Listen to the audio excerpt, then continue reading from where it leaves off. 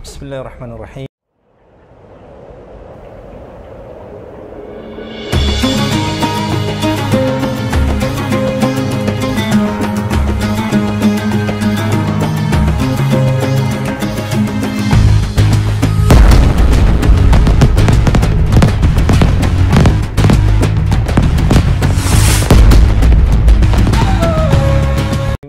Assalamualaikum warahmatullahi wabarakatuh. Alhamdulillahi rabbil alamin wa bihi nasta'inu ala umuri dunya waddin. Wassalatu wassalamu ala asyrafil anbiya'i wal mursalin sayyidina Muhammadin wa ala alihi wa ashabihi ajma'in. Allahumma 'allimna bima yanfa'una wanfa'na bima 'allamtana warzuqna 'ilman nafi'a. Allahumma la sahla illa ma ja'altahu sahla wa anta taj'alul hazna was-sa'ba idza syi'ta sahla. Rabbi syrah li sadri wa yassir li amri wa hlul 'uqdatam min lisani yafqahu qawli. Amma ba'd. Para pemirsa Madani yang dirahmati oleh Allah Subhanahu wa taala, alhamdulillah Allah Subhanahu wa taala kembali mempertemukan kita di dalam majelis ilmu serupa ini. Mudah-mudahan Allah Subhanahu wa taala senantiasa memberikan kesehatan kepada kita, keistiqamahan kepada kita, sehingga kita mampu menjalankan berbagai macam kewajiban kita sebagai seorang muslim. Salawat serta salam tak lupa kita curahkan kepada Nabi besar Muhammad sallallahu alaihi wasallam, kepada para keluarga, para sahabat, para tabi'in, tabi'ut tabi'in, juga kepada para pengikut yang senantiasa mengamalkan sunnahnya hingga akhir kiamat nanti.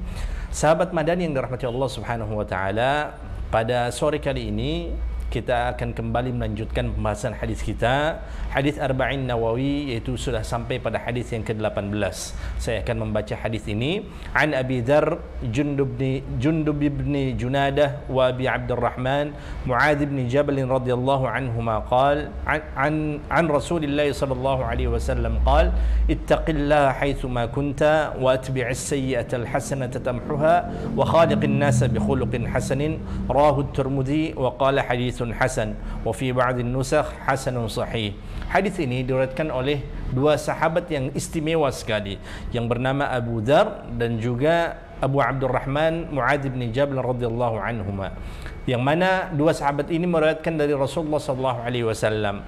Kalau kita melihat terjemahan ataupun arti yang terdapat di dalam hadis ini, kita bisa mengambil kesimpulan bahwasanya betapa istimewanya Nabi Muhammad SAW ketika beliau telah memberikan pesan kepada para sahabatnya pada saat itu. Dan pesan yang disampaikan oleh Rasulullah SAW bukan hanya dikhususkan kepada para sahabat, tidak, tapi bagaimana pesan ini juga telah dipesankan, telah disabdakan oleh Rasulullah SAW kepada kita sebagai umat Islam. Bahkan kalau kita mau mencoba untuk mendalami hadis ini, kita akan mendapatkan bagaimana Rasulullah SAW beliau sudah membayangkan apa yang akan terjadi kepada umatnya, apa yang akan menimpa umatnya nanti, umat Islam di akhir zaman. Karena banyak sekali hal-hal yang menimpa umatnya Nabi Muhammad SAW, sehingga beliau telah memberikan pesan kepada kita. Dan di dalam agama Islam, ketika Allah Subhanahu wa taala memerintahkan kepada kita untuk menjalankan suatu hal ataupun untuk meninggalkan suatu hal,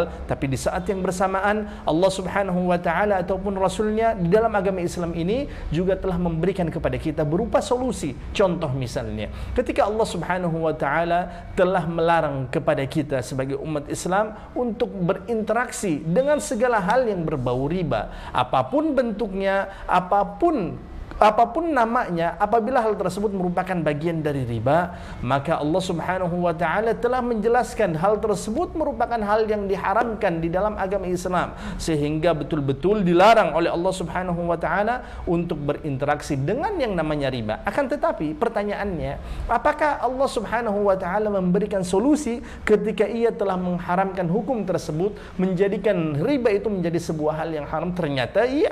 Ternyata agama Islam, ternyata Allah Subhanahu wa taala juga telah menghadirkan sebuah solusi ketika kita dilarang untuk berinteraksi untuk bertransaksi dengan transaksi yang ribawi. Ternyata Allah Subhanahu wa taala memberikan sebuah solusi berupa apa? Wa halallahu al-bai'a wa harrama riba. Dan Allah Subhanahu wa taala telah menghalalkan bagi kita, membolehkan bagi kita untuk bertransaksi dengan transaksi jual beli. Wa halallahu al-bai'a wa harrama riba. Dan Allah Subhanahu wa taala telah mengharamkan mengharamkan bagi kita untuk bertransaksi dengan transaksi ribawi. Ketika Allah menetapkan sebuah hukum bagi kita untuk tidak diperbolehkan melakukan hal-hal yang sifatnya itu ribawi, tapi di saat yang bersamaan Allah Subhanahu wa taala menghadirkan sebuah solusi, yaitu apa? Yaitu melakukan transaksi jual beli, karena Allah Subhanahu wa taala membolehkan hal itu. Contoh lagi, ketika Allah Subhanahu wa taala mengharamkan bagi kita umat Islam untuk melakukan perbuatan zina, wala taqrabuz zina, ataupun hadis-hadis yang lain, dalil-dalil yang lain, ketika Allah mengharamkan ataupun menetapkan bahwa hal tersebut merupakan sebuah hal yang diharamkan, tapi di saat yang bersamaan Allah Subhanahu wa taala juga memberikan kepada kita berupa solusi. Allah Subhanahu wa taala dan Rasulullah memberikan kepada kita jalan keluar berupa apa? Untuk melakukan pernikahan. Untuk melakukan pernikahan, nikah sunnati, faman raghiba an sunnati falaysa minni. Karena agama Islam bukan hanya agama yang menetapkan sebuah hal, akan tapi tidak memberikan solusi sama sekali. Tidak ikhwatul iman, tidak sahabat madani yang dirahmati Allah Subhanahu wa taala. Maka pada hadis ini, hadis yang ke-18, Rasulullah menjelaskan ittaqillah haitsu ma kunta. Tidak lain, tidak bukan pesan pertama yang disampaikan, yang dipesankan oleh Rasulullah SAW, baik kepada para sahabatnya ataupun kepada generasi-generasi berikutnya, hatta kepada kita umat yang berada di akhir zaman seperti ini. Pesan pertama yang disampaikan oleh Rasulullah SAW adalah ittaqillah haitsu ma kunta. Bertakwalah engkau, kata Rasulullah SAW, haitsu ma kunta, dimanapun engkau berada. Bertakwalah kita, kata Rasulullah SAW, dimanapun kita berada. Pertanyaannya, kenapa demikian? Kenapa pesan pertama yang disampaikan oleh Rasulullah SAW adalah takwa? Kenapa bukan hal yang lain saja?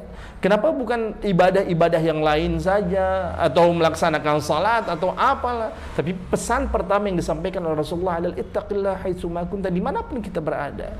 Karena banyak orang-orang yang bisa bertakwa kepada Allah Subhanahu wa taala pada tempat-tempat tertentu, pada wilayah-wilayah tertentu saja. Akan tetapi ketika dia sudah keluar dari tempat tersebut, dia tidak berada lagi di wilayah tersebut, maka hilanglah pula ketakwaan tersebut kepada Allah Subhanahu wa taala. Mungkin ketika kita berada di masjid, bisa bagi kita untuk bertakwa, mudah bagi kita untuk bertakwa. Ketika kita melaksanakan salat, kita membayangkan akhirat pada saat itu, kita membayangkan bagaimana Allah Subhanahu wa taala hadir di tengah-tengah kita. Tapi ketika kita keluar dari masjid, apakah masih ada ketakwaan terkita yang kita miliki kepada Allah Subhanahu wa taala atau tidak?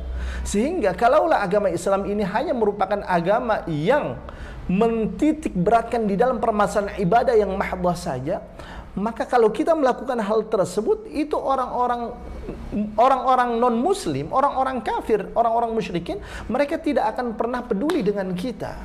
Mereka tidak akan pernah peduli dengan kita. Padahal agama Islam merupakan agama yang universal, yang mencakup seluruh aspek kehidupan.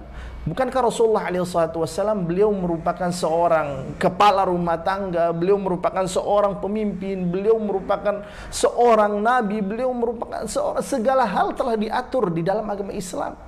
Dan Allah Subhanahu wa taala telah menjadikan Nabi Muhammad SAW sebagai uswatun hasanah. Sebagai uswatun hasanah, suri tauladan yang harus betul-betul kita ikuti sosok beliau SAW. Beliau di dalam rumah tangganya, beliau menjadi orang yang paling baik terhadap pasangannya, terhadap keluarganya. Ketika di medan pertempuran, ya, beliau merupakan seorang pemimpin yang paling handal ketika memimpin pasukannya. Ketika beliau berada di sebuah wilayah yang bernama Madinah, dan pada saat itulah Rasulullah SAW beliau mulai merancang strategi, merancang hal-hal yang harus beliau dan juga para sahabatnya lakukan untuk menyebarkan dakwah Islam ini. Kalaulah agama Islam hanya merupakan agama yang mementingkan permasalahan salat saja, jadi kita hanya diwajibkan untuk melaksanakan salat tanpa adanya transaksi muamalah di luar, tanpa ada transaksi ini, tanpa ada berhubungan ini, ternyata hal tersebut tidak akan pernah sama sekali membuat orang-orang kafir ataupun non-muslim itu, orang-orang non-muslim pada saat itu mereka merasa kegerahan terhadap kita. Akan tetapi ketika kita sudah masuk ke wilayah tersebut, ketika kita agama Islam ini sudah, orang-orang Islam pada saat itu sudah mulai menyadari bahwasanya agama Islam bukan hanya merupakan agama yang mempermasalahkan ibadah salat saja, ibadah zakat saja, puasa saja, tapi ketika kita sudah mulai masuk ke dalam berbagai macam aspek kehidupan, maka pada saat itulah orang-orang Islam tidak akan pernah sama sekali ridha terhadap kita. Coba kita lihat, kalau seandainya umat Islam hanya fokus ibadah di dalam masjid saja, ya tidak akan pernah mungkin orang-orang non-muslim mereka marah. Akan tetapi ketika umat Islam ini sudah mulai menyebar ke sana, dari berbagai macam aspek kehidupan sudah masuk nilai-nilai agama Islam di situ, maka pada saat itulah orang-orang musyrikin mereka tidak akan pernah ridha sama sekali terhadap umat Islam. Mereka tidak mau sama sekali umat Islam ini masuk ke ranah-ranah tersebut. Mereka tidak mau sama sekali ajaran-ajaran agama Islam itu terdapat di pasar, terdapat di perkantoran, terdapat di pemerintahan, sama sekali tidak mau. Kenapa demikian? Walan tarda 'ankal yahud walan nasara hatta tattabi'a millatum. Sehingga ketika kita melaksanakan salat Jumat misalnya, bagi seorang laki-laki wajib hukumnya untuk melaksanakan salat Jumat, dan di antara rukun Jumat yaitu seorang khatib ketika menyampaikan khutbahnya wajib untuk berwasiat kepada jamaah yang ikut melaksanakan salat Jumat pada saat itu untuk bertakwa kepada Allah Subhanahu wa taala.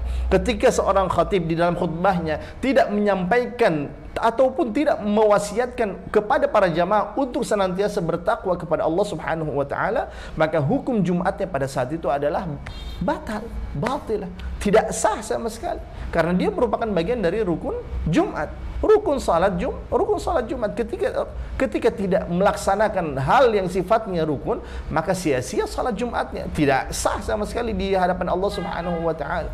Makanya sering kali kita dengar pasti seorang khatib akan menyampaikan, ya ayyuhalladzina amanu taqullaha haqqa tuqatih wa la tamutunna illa wa antum muslimun, ataupun ayat-ayat yang lainnya, ataupun dalil-dalil yang lainnya yang berpesan kepada kita untuk senantiasa meningkatkan kualitas ketakwaan kita kepada Allah Subhanahu wa taala. Sehingga Imam Abi Thalib radhiyallahu anhu ketika beliau ditanya tentang takwa, yang dikatakan oleh beliau adalah at-taqwa huwa al-khaufu minal jalil, takut kepada Allah Subhanahu wa taala, wal amalu bit tanzil, dan mengamalkan apa yang diturunkan kepada Rasulullah SAW, baik berupa Al-Quran ataupun Al-Hadis ataupun As-Sunnah, wal qana'atu bil qalil, dan qana'ah terhadap rizki yang telah Allah Ta'ala berikan kepada kita, walaupun rizki tersebut hanya sedikit.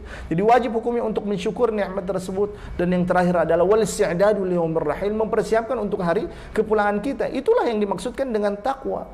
Kalau kita berbicara tentang takwa, ya, bukankah hal pertama yang disampaikan oleh Allah Subhanahu wa taala di dalam surah An-Nisa adalah perintah yang telah ia katakan, yang telah ia perintahkan kepada kita sebagai umat Islam, atau kepada kita sebagai umat manusia, sebagai hamba-hambanya, untuk senantiasa bertakwa kepadanya. Sebanyak berapa kali? Sebanyak 2 kali. Sehingga hal ini ada pesan yang tersirat di dalam penggalan pertama dari surah An-Nisa tersebut.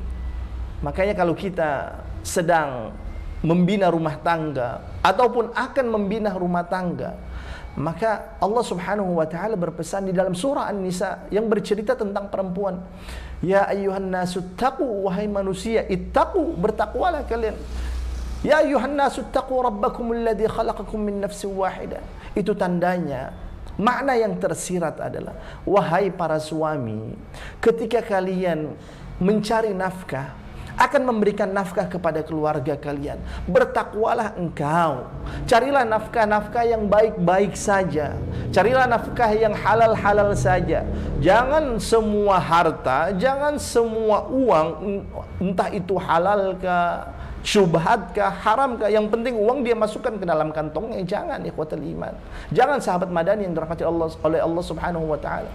Karena pesan pertama yang disampaikan oleh Allah adalah ya ayuhan nasu taqu, bertakwa. Sehingga harta apapun yang akan masuk ke dalam kantong kita untuk kita berikan kepada keluarga kita, si istri kita ataupun anak-anak kita, kita betul-betul jaga, kita saring itu, kita filter betul, supaya yang akan kita berikan kepada pasangan kita, anak-anak kita, merupakan rezeki yang betul-betul halalan thayyiban, bukan rezeki yang sembarangan. Ketika tidak terdapat ketakwaan di tengah keluarga kita, maka kita akan berikan, mau dia halal kah, syubhat kah, haram, kita berikan kepada mereka. Maka jangan salahkan apabila pasangan-pasangan kita tidak pernah sama sekali mendengarkan apa yang kita perintahkan. Jangan pernah menyalahkan kalau seandainya anak-anak kita perintahkan mereka untuk melakukan hal-hal yang baik, mereka tidak pernah dengar. Kenapa? Karena mungkin saja ada hal-hal yang sifatnya itu haram, sifatnya itu syubhat, ataupun hal-hal yang tidak jelas pernah kita berikan kepada mereka. Nanti di dalam hadis Arba'in An-Nawawi juga akan terdapat dijelaskan di dalam sebuah hadis bagaimana di antara hal yang menyebabkan doa kita itu ditolak ataupun tidak diijabah oleh Allah Subhanahu wa taala adalah ketika kita meminta kepada Allah walaupun dalam kondisi yang mustajab, akan tetapi ketika sumber makanan kita bersumber dari sumber yang haram, minuman, pakaian, kita dikenyangi, darah kita ini semuanya, darah daging kita mengalir dari sumber yang haram, maka doa kita tidak akan pernah sama sekali diijabah, dikabulkan oleh Allah Subhanahu wa taala. Jadi pesan pertama yang disampaikan oleh Allah Subhanahu wa taala ketika kita berada di tengah-tengah keluarga kita adalah untuk senantiasa bertakwa. Orang yang bertakwa kepada Allah, sang suami yang bertakwa kepada Allah, dia akan mencari nafkah yang baik-baik saja. Dia akan memilih nafkah tersebut. Kalau seandainya syubhat, pasti akan dia tinggalkan. Lebih baik dia tinggalkan dibandingkan dia main di ranah yang syubhat, di ranah yang abu-abu yang tidak jelas. Khawatir dia akan terjerumus kepada suatu hal yang diharamkan oleh Allah Subhanahu wa taala. Dan Allah Subhanahu wa taala juga menutup di dalam ayat pertama terkait dengan takwa. Allah taala kembali memerintahkan kepada kita untuk senantiasa bertakwa. Jadi sebanyak 2 kali, ya ayuhan nasu taqu rabbakum alladzi khalaqakum min nafsin wahidah wa khalaqa minha zawjaha wa batha minhuma rijalan katsiran wa nisaa. Yang kedua apa? Wattaqullaha alladzi tasaaluna bihi wal arham. Apa makna yang tersirat? Ketika kalian sudah capek-capek mencari nafkah di luar sana, kalian sudah bersusah payah sampai peras keringat, lelah-lelah mencari nafkah yang halal untuk kalian berikan kepada sanak famili kalian, untuk kalian berikan kepada orang tua, istri, pasangan, anak-anak kalian, maka kembalilah kepada Allah Subhanahu wa taala. Wattaqullaha alladzi tasaaluna bihi wal arham. Kembalilah kepada Allah Subhanahu wa taala. Adukan segala hal tersebut kepada Allah Subhanahu wa taala. Minta pertolongan, minta petunjuk, minta rezeki yang berkah kepada Allah Subhanahu wa taala. Ketika seorang kepala rumah tangga, dia betul-betul bertakwa kepada Allah Subhanahu wa taala, dia pasti akan mencoba melindungi keluarganya dengan penjagaan yang betul-betul ketat. Dengan dia akan memberikan pendidikan, penjelasan agama kepada pasangannya, kepada keluarganya, sehingga dia tidak akan pernah mungkin membiarkan keluarganya melakukan kemaksiatan. Dia tidak akan pernah mungkin membiarkan pasangannya keluar menggunakan pakaian yang mencolok, menggunakan parfum yang sangat harum, sehingga akan dilihat oleh lawan pasangan, oleh orang-orang lain pada saat itu, orang-orang ajnabi, orang-orang asing yang bukan mahramnya pada saat itu. Tidak akan pernah mungkin. Sekarang kan kita banyak sekali melihat bagaimana ketika seorang suami, istrinya pada saat itu keluar dari dalam rumah tidak menggunakan hijab, bahkan menggunakan pakaian yang mungkin saja kurang sopan, kemudian menggunakan wangian, subhanallah, ya. Pada saat itu tidak muncul sama sekali rasa cemburu, tidak menegur, tidak memberikan nasihat sama sekali kepada pasangannya pada saat itu. Khawatirnya apa? Khawatirnya kita sebagai pemimpin kepala rumah tangga pada saat itu akan dijebloskan pertama kali oleh Allah Subhanahu wa taala ke dalam api neraka. Sehingga Allah Subhanahu wa taala berfirman, ya ayyuhalladzina amanu, wahai orang-orang yang beriman, qu anfusakum wa ahlikum nara. Qu anfusakum, jagalah diri-diri kalian. Allah Ta'ala perintahkan kepada kita untuk senantiasa menjaga diri kita. Wa ahlikum, dan juga keluarga kalian, dan juga istri, dan juga anak-anak kita. Wa ahlikum nara, dari apa? Dari api neraka jahanam. Kan banyak sekali. Sekarang kita merasa bahwasanya pacaran itu merupakan bagian dari tren yang harus diikuti. Sehingga kalau seandainya anak-anak kita pacaran, berboncengan dengan lawan jenis, apalagi kalau seandainya puasa nih, kan puasa kan banyak yang ngabuburit, ya, menunggu waktu maghrib supaya tidak terasa, akhirnya dia jalan-jalan, naik motor, ya, kadang bergoncengan dengan lawan jenis yang bukan mahramnya, atau pergi ke bioskop dengan pasangannya, pasangan dalam tanda kutip bukan mahramnya pada saat itu, ya. Na'udzubillahi min dzalik. Seorang yang bertakwa kepada Allah Subhanahu wa taala tidak akan pernah mungkin membiarkan keluarganya hanyut hanyut dalam kemaksiatan, tidak akan pernah. Tapi dia pasti mencoba untuk menjaga mereka. Qu anfusakum wa ahlikum nara. Inilah yang dimaksudkan dengan ketakwaan. Ketika kita berada di pasar, kita bertakwa kepada Allah Subhanahu wa taala, tidak akan pernah mungkin kita akan melakukan tindakan-tindakan kecurangan, mulai dari mengurangi timbangan, mulai dari berbohong dan lain sebagainya. Sekarang kan contoh kecilnya saja, ya. Kadang misal banyak sekali pedagang, mohon maaf nih, ketika ditanya berapa harganya, sekian kata dia. Contoh, berapa harganya ini baju? 50.000. Saya bisa kurang? Nggak bisa kurang ini harganya. Nggak bisa mas. Kenapa emang? Modalnya aja 45.000. Saya cuma untung 5.000 pada saat itu. Ya masa kurang mas? Ya nggak bisa lah. Saya bisa. Akhirnya gimana? Ya sudahlah 50.000. Padahal ketika dia membeli barang tersebut, modalnya tidak sampai 45.000. Entah itu 30, entah itu 35 ataupun 25. Tapi ketika dia mengatakan, saya modalnya aja 35.000 atau 45.000 mas, masa mau ditawar lagi, saya cuma ambil untung 5.000. Coba lihat, bayangkan. Seorang yang bertakwa kepada Allah Subhanahu wa taala tidak akan pernah mungkin melakukan kebohongan-kebohongan seperti ini, sama sekali tidak akan pernah mungkin. Sehingga di antara orang-orang yang senantiasa mendapatkan pahala yang betul-betul besar di sisi Allah Subhanahu wa taala, di antaranya adalah seorang pedagang yang jujur. Seorang pedagang yang jujur, karena kenapa? Allah Subhanahu wa taala akan memberikan keberkahan kepada orang-orang yang jujur. Bukankah pintu rezeki yang betul-betul banyak diberikan oleh Allah Subhanahu wa taala kepada para pedagang, kepada para pelaku bisnis, kata Rasulullah sallallahu alaihi wasallam. Sedangkan satu pintu rezeki yang lainnya itu diberikan kepada orang-orang lain selain para pedagang. Sehingga orang yang bertakwa kepada Allah Subhanahu wa taala tidak akan pernah mungkin melakukan tindakan-tindakan kecurangan seperti ini. Pesan pertama yang disampaikan oleh Rasulullah SAW adalah ittaqillah haitsu ma kunta. Bertakwalah engkau dimanapun kita berada, bukan hanya di masjid saja, bukan hanya ketika kita melihat atasan saja, tidak, bukan hanya ketika kita melihat pejabat saja, tidak, bukan hanya ketika kita melihat orang-orang yang berada di atas kita barulah pada saat itu kita bertakwa kepada Allah, tidak. Tapi kata Rasulullah sallallahu alaihi wasallam, ittaqillah haitsu ma kunta, bertakwalah engkau dimanapun engkau berada. Baik pada saat itu engkau sedang diawasi oleh orang lain, dilihat oleh orang lain ataupun tidak. Baik pada saat itu engkau sedang dilihat oleh orang lain ataupun ketika engkau berada pada kondisi sendirian, tidak ada sama sekali orang yang melihat dirimu, maka pada saat itu bertakwalah engkau kepada Allah Subhanahu wa taala. Bukankah di dalam ayatnya Allah Subhanahu wa taala menjelaskan di antara hal yang pahalanya itu betul-betul besar di sisi Allah Subhanahu wa taala adalah melaksanakan qiyamul lail, melaksanakan salat tahajud. Kenapa demikian? Karena ketika kita melaksanakan qiyamul lail, hampir bisa dipastikan tidak ada orang yang melihat apa yang kita kerjakan pada saat itu.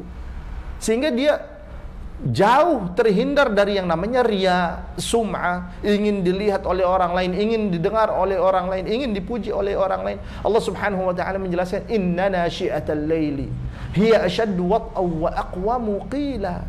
Inna nasyi'atal laili hiya ashaddu wat'aw wa aqwamu qila. Ibadah yang kita lakukan di sepertiga malam terakhir, dia itu biasanya lebih bisa untuk khusyuk di dalamnya ketika kita melaksanakan ibadah tersebut. Tidak ada orang yang melihat, tidak ada orang yang melihat sama sekali. Ittaqillah haitsu ma kunta. Dan pesan kedua yang disampaikan oleh Rasulullah SAW adalah wa atbi'is sayyi'atal hasanata, dan iringilah as-sayyi'atal hasanata, iringilah dosa yang mungkin pernah kita lakukan, kesalahan ataupun kemaksiatan yang pernah kita kerjakan dengan melakukan kebaikan. Ketika Allah Subhanahu wa taala dan Rasulnya memerintahkan kepada kita untuk bertakwa, tapi di sisi lain Allah menjelaskan fattaqullaha mastata'tum, kata Allah Subhanahu wa taala, fattaqullaha mastata'tum, dan bertakwalah kalian semampu kalian. Kita diperintahkan oleh Allah Subhanahu wa taala dan Rasulnya untuk bertakwa semampu kita. Ya, kalau takwa tersebut berada di luar batas kemampuan kita, maka hal yang diperintahkan oleh Allah kepada kita, yang dibebankan kepada kita adalah ketakwaan ya semampu hal yang bisa kita kerjakan saja, sekuat kekuatan yang kita miliki, sebisa kekuatan yang bisa kita kerjakan pada saat itu. Contoh, kita mau sholat, entah sholat wajib atau sholat sunnah, takbir Allahu Akbar, tiba-tiba ya Allah tadi habis futsal nih, kaki ditendang, susah nih. Untuk apa? Susah untuk diri sempurna, susah untuk duduk, susah untuk ini. Akhirnya apa? Ya diperbolehkan bagi kita untuk salat dalam kondisi duduk. Ketika apa? Kondisinya pada saat itu sulit bagi kita untuk berdiri dengan sempurna. Inilah yang disebut sebagai rukhsah, sebagai keringanan yang Allah Ta'ala berikan kepada kita. Fattaqullaha mastata'tum, dan bertakwalah semampu kalian. Kalau kita tidak bisa berdiri secara sempurna, boleh melaksanakan salat secara duduk, dengan kondisi duduk. Kalau pada saat itu Allah Ta'ala tidak menegaskan hukum seperti ini, maka bagi orang-orang yang tidak bisa berdiri secara sempurna, maka dia tidak akan pernah sah salatnya. Karena ya dia salat duduk ya enggak sah dong. Tapi Allah Ta'ala jelaskan, fattaqullaha mastata'tum. Bertakwalah kalian mastata'tum, semampu kalian, semampu kita. Makanya Allah Subhanahu wa Ta'ala dan Rasulullah menyadari bahwasanya banyak sekali kelemahan yang dimiliki oleh umat Islam ini. Banyak sekali kelemahan, ketidaksempurnaan yang dimiliki oleh kita sebagai umat Nabi Muhammad SAW. Makanya Allah Ta'ala berikan rukhsah. Allah Ta'ala tahu kita itu tidak akan pernah bisa untuk terus takwa, tidak akan pernah. Bukan hanya kita sebagai umat Islam, bahkan umat-umat terdahulu pun ya, tidak akan pernah sama sekali bertakwa terus. Imannya itu naik terus, tidak akan pernah, karena kita bukan malaikat. Pasti kita pernah melakukan dosa, pasti kita pernah melakukan kesalahan, pasti kita pernah menyakiti orang lain, mengambil hak orang lain dan lain sebagainya. Karena kita bukan malaikat, kita memiliki hawa nafsu. Sehingga agama Islam, Allah Subhanahu wa Ta'ala dan Rasulullah akhirnya menghadirkan sebuah solusi kepada kita. Karena tidak ada satu manusia pun yang maksum kecuali Nabi Muhammad SAW. Nah, kita sebagai umat Islam pasti banyak sekali melakukan kesalahan ataupun dosa, kemaksiatan kepada Allah dan Rasulnya. Sehingga Allah Ta'ala memberikan dan Rasulnya memberikan sebuah solusi. Apa itu? Wa atbi'is sayyi'atal hasanati tam'uha. Dan iringilah kesalahan, dosa, kemaksiatan, kekurangan yang pernah kalian kerjakan pada saat itu dengan apa? Melakukan kebaikan-kebaikan. Ya, dengan senantiasa melakukan kebaikan-kebaikan. Ya, kita kan bukan malaikat. Kita kan bukan manusia yang sempurna. Ya, manusia yang sempurna itu cuma judul lagu mungkin ya. Kesempurnaan kan hanya milik Allah Subhanahu wa Ta'ala. Tidak ada yang namanya manusia itu terbebas dari dosa, tidak ada. Bahkan orang sesoleh apapun, ya, seistimewa apapun selain Rasulullah SAW, pasti dia pernah melakukan kesalahan.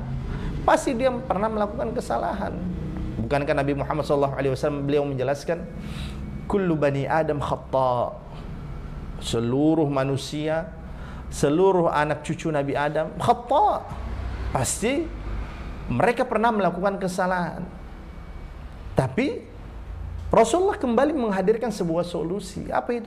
Wa khairul khatta'ina at-tawwabun. Dan sebaik-baiknya mereka yang pernah melakukan kesalahan, yang pernah melakukan dosa dan kemaksiatan adalah at-tawwabun. Adalah mereka yang senantiasa bertaubat, meminta ampunan, beristighfar kepada Allah Subhanahu wa Ta'ala. Dan di sini Rasulullah memberikan solusi kepada kita dengan apa? Wa atbi'is sayyi'atal hasanata tamhuha. Dan iringilah kesalahan tersebut dengan melakukan kebaikan-kebaikan. Sehingga apa? Sehingga ketika kita melakukan kebaikan-kebaikan tersebut, dia akan menghapuskan, ya, dia akan menghapuskan kesalahan, dosa, kemaksiatan yang pernah kita kerjakan.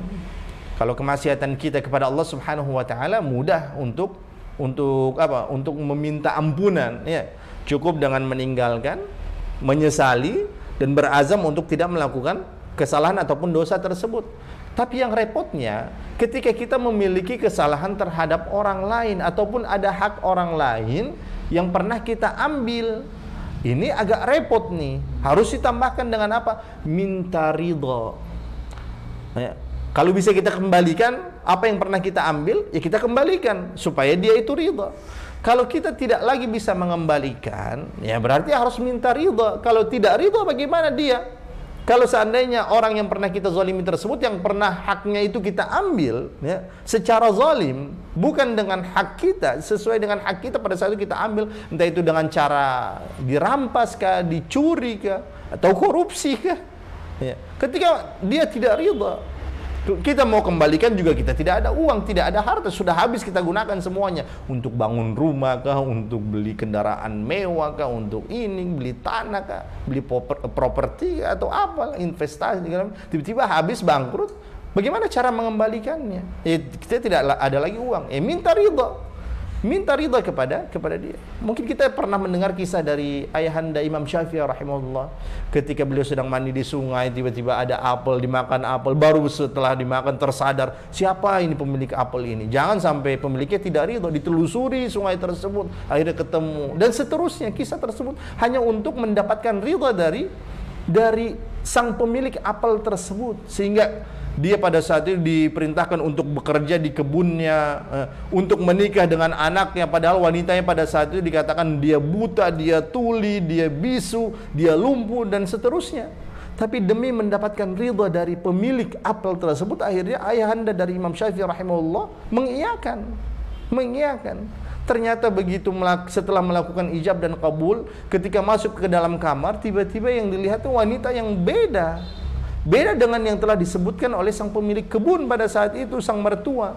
Ternyata setelah dilihat, matanya bagus, matanya jelita, mulutnya tidak bisu, telinganya tidak tuli, kakinya tidak lumpuh, tangannya tidak lumpuh. Ternyata yang dimaksudkan dengan buta pada saat itu adalah anaknya tidak pernah sama sekali melihat hal-hal yang diharamkan. Mulutnya tidak pernah digunakan untuk berkata-kata yang bohong, tidak pernah sumpah serapah, tidak pernah memaki. Telinganya tidak pernah mendengar hal-hal yang diharamkan, tidak pernah mendengar dangdut, tidak pernah mendengarkan musik. Kakinya tidak pernah dilangkahkan ke tempat-tempat yang diharamkan. Tidak pernah sama sekali. Itulah yang dimaksudkan dengan ittaqillah haitsu ma kunta wa atbi'is sayyi'atal hasanata tam'uha. Ketika kita melakukan kebaikan, mudah-mudahan Allah Subhanahu wa taala akan mengampuni dosa-dosa ataupun kesalahan yang pernah kita lakukan. Karena kita bukan seorang malaikat yang terbebas dari dosa, bukan. Tapi Rasulullah SAW, beliau sudah dijamin dosanya diampuni. Baik dosa ataupun kesalahan yang pernah beliau lakukan ataupun kesalahan yang belum beliau lakukan sekalipun telah diampuni oleh Allah Subhanahu wa taala. Sudah diberikan jaminan. Sehingga ketika beliau melaksanakan qiyamul lail hatta tawarramat qadama, sampai kakinya bengkak, ditanya oleh Aisyah, lima fa'alta hadza, kenapa engkau melakukan hal ini? Jawaban yang disampaikan oleh Nabi Muhammad bukan pada saat itu, bukan karena beliau melaksanakan qiyamul lail sampai kakinya bengkak, bukan karena banyak permintaan yang belum dikabulkan, bukan karena sedang diuji, bukan sedang ditimpa musibah. Berbeda dengan kita, baru akan melaksanakan qiyamul lail ketika gaji kita dipotong, ketika hal-hal yang kita inginkan belum dikabulkan, ketika kita memiliki permintaan, ya Allah mudah-mudahan saya diterima PNS, barulah pada saat itu saya qiyamul lail, barulah pada saat itu kita melaksanakan amalan-amalan yang sunnah. Tidak. Tapi yang dikatakan oleh Rasulullah SAW adalah afala akunu abdan syakura. Beliau hanya ingin mencapai sebuah level, sebuah maqam yang tidak dimiliki, yang tidak akan pernah bisa dicapai oleh seluruh orang. Beliau hanya ingin bisa menjadi hamba-hamba Allah Subhanahu wa taala yang senantiasa mensyukur nikmatnya. Afala akunu 'abdan syakura. Karena Allah Subhanahu wa taala berfirman, wa qalilun min ibadiyasy syakur. Sangat sedikit sekali di antara hamba-hambaku yang mana mereka betul-betul mensyukuri nikmatku. Dan pesan yang ketiga yang disampaikan oleh Rasulullah SAW adalah wa khaliqin nasa bi khuluqin hasanin. Untuk berakhlak dengan akhlakul karimah, dengan akhlak yang baik, akhlak yang bagus. Kenapa pada pesan pertama Rasulullah sampaikan, perintahkan kepada kita untuk bertakwa. Yang kedua, untuk iringi kesalahan dengan melakukan kebaikan. Tapi Rasulullah menutup dengan sebagai umat Islam harus memiliki akhlak yang baik, akhlak yang bagus. Karena tidak seluruh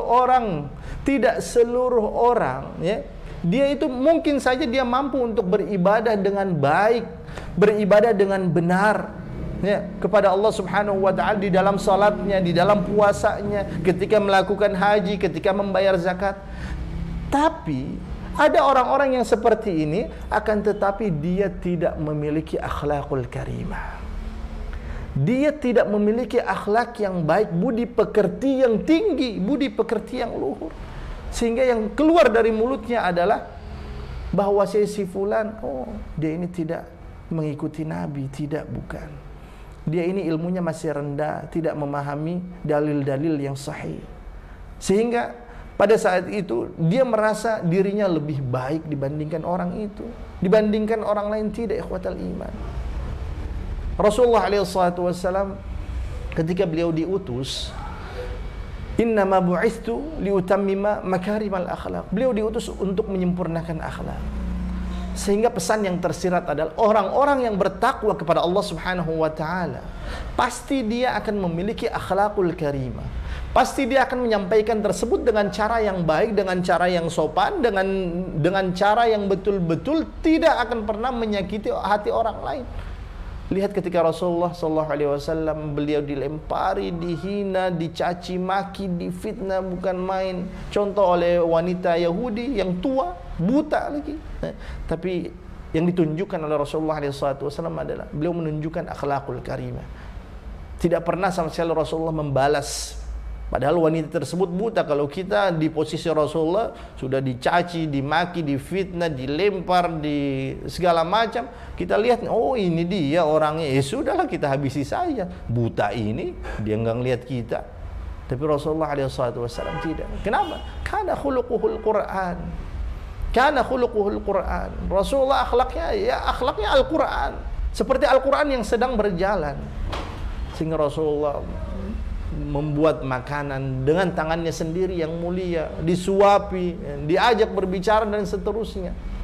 Sehingga ketika Abu Bakar mencoba untuk melakukan sebuah sunnah, sebuah amalan yang belum pernah dilakukan oleh beliau, yang telah dilakukan oleh Rasulullah, yang belum pernah dilakukan oleh beliau, ketika ditanya kepada anaknya Aisyah radhiyallahu anha, ternyata Aisyah menjawab, Rasulullah sallallahu alaihi wasallam setiap harinya beliau membuatkan makanan dengan tangannya sendiri, membawanya kemudian menyuapi kepada wanita Yahudi tersebut.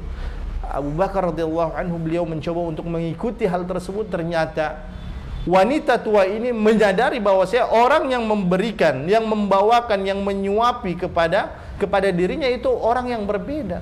Padahal Abu Bakar merupakan orang yang sangat lembut sekali, orang yang sangat sopan sekali. Akan tetapi kesopanan, kelembutan yang dimiliki oleh Abu Bakar tidak bisa sama sekali menyaingi kelembutan, kesopanan akhlak yang dimiliki oleh Rasulullah SAW. Nah, kata wanita Yahudi tersebut, cara berbicaramu berbeda, cara menyuapimu berbeda, cara inimu berbeda, cara menyuapimu kasar. Ya. Tidak berbeda dengan orang sebelumnya. Ditanya, kemana orang sebelumnya? Maka pada saat itu Abu Bakar menangis. Beliau jawab, orang tersebut adalah Rasulullah SAW. Orang yang selama ini engkau hina, selama ini engkau tuduh dia, selama ini engkau fitnah dia, selama ini engkau caci maki dia. Dan akhirnya pada saat itu wanita tersebut akhirnya menyadari kesalahan yang telah dilakukan olehnya, dan akhirnya ia masuk ke dalam agama Islam karena akhlak yang dimiliki oleh Rasulullah SAW. Jadi ingat, 3 pesan yang disampaikan oleh Rasulullah SAW ini, orang yang bertakwa kepada Allah pasti dia akan memiliki akhlakul karimah. Pasti akhlaknya itu betul-betul baik. Kalau orang yang akhlaknya itu akhlak yang buruk, tidak baik, berarti ketakwaannya kepada Allah Subhanahu wa taala perlu dipertanyakan. Karena agama Islam bukan hanya hubungan antara kita dengan Allah Subhanahu wa taala, tidak. Akan tapi bagaimana kita juga bisa menjalin hablum minan nas, hubungan sesama umat manusia dengan baik. Kalau kita hanya hablum minallahnya saja yang baik, sedangkan hablum minan nasnya buruk, khawatirnya apa di akhirat? Orang-orang yang pernah kita zalimi, orang-orang yang pernah kita sakiti, mereka akan menuntut hak yang pernah kita ambil dari mereka, hak mereka yang pernah kita ambil, ya, hak mereka yang pernah kita ambil secara zalim. Wallahu taala alam. Mudah-mudahan bermanfaat. Hadanallahu wa iyyakum ajma'in. Wassalamualaikum warahmatullahi wabarakatuh.